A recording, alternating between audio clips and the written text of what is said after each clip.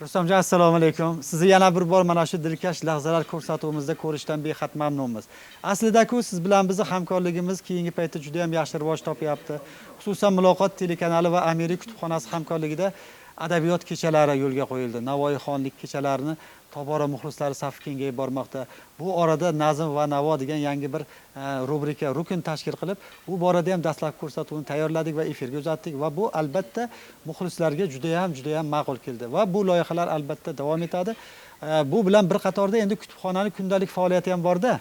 Mana shu Amiri kutubxonasi tobora shahrimizni mana shu madaniy, ma'rifiy, ilmiy hayotida o'zini o'rniga, mavqeiga ega bo'lib bormoqda desak aslo mubolag'a bo'lmaydi va kitobxonlarni, kitobsevarlarni qiziqtiradigan savol bugungi kunda kutubxona hayotida sodir bo'layotgan eng asosiy voqealar sifatida bir jarayonlarni bir gapirib bersangiz. Marhamat Rustamjon. Amiri kutubxonasi aytganingizdek, turli yo'nalishlarda ishlar olib boryapmiz. Bugun bitta yo'nalish haqida gapirmoqchiman. Mana shu qadimiy qo'lyozmalar to'g'risida.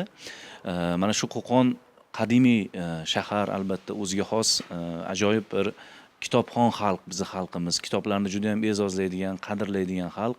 Ota-bobolarimiz kitoblarni hattoki shu qo'ynilarida doim yonlarida olib yurishgan ekan, o'zlari bilan birga olib yurishgan ekan va juda ham qadrlashgan.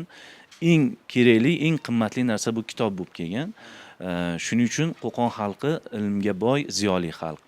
Endi shu ota-bobolarimizdan qolgan asarlarni, kitoblarda yana ham ehtiyot qilish maqsadida biz astoydil bir belni mahkam bog'lab ish boshladik. Hozirgi kunda 50 ga yaqin qo'lyozma adabiyotlarni yig'dik. Mana shu xalqimizdan so'rovlar o'tkazib, yig'ib, to'plab Amiri kutubxonasida qo'lyozmalar ko'rgazmasini tashkil qildik. Hozirgi kundagi bizdagi eng qadimiy kitobni men bugun dilkash lahzalar ko'rsatuviga olib kelganman. Shuni ko'rsatmoqchiman sizlarga.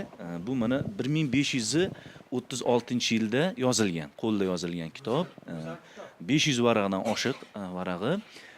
Ubaydullohxon davrida fiqh ilmiga oid kitob bu kitob. Shu Xuroson qog'oziga bitilgan. Buni qimmatbaholigi mana kitobni boshiga, ya'ni ilk birinchi varag'iga devon ishlangan qo'lda. Juda ham bir qimmatbaho kitob.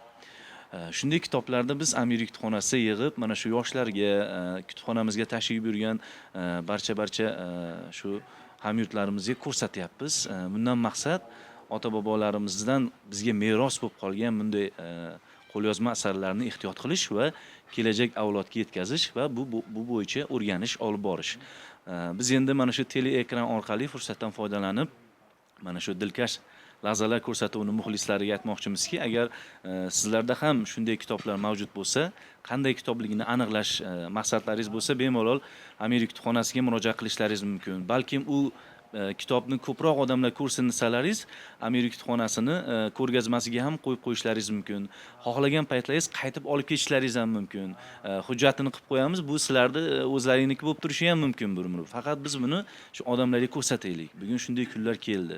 Mana shu yo'nalishda izlanishlar ham olib boraylik degan niyatda astoydil bel bog'laganmiz. Albatta men endi shu dilkash lahzalar ko'rsatuviga quruq kelmadim. Mana bu kitoblarni barcha shu dilkash lahzalar ko'rsatuvida ishtirok etib turgan hofizlarimiz, ustozlarimizga sovg'a qilmoqchiman. Odiljon aka, shuni hammalariga yetkazsiz.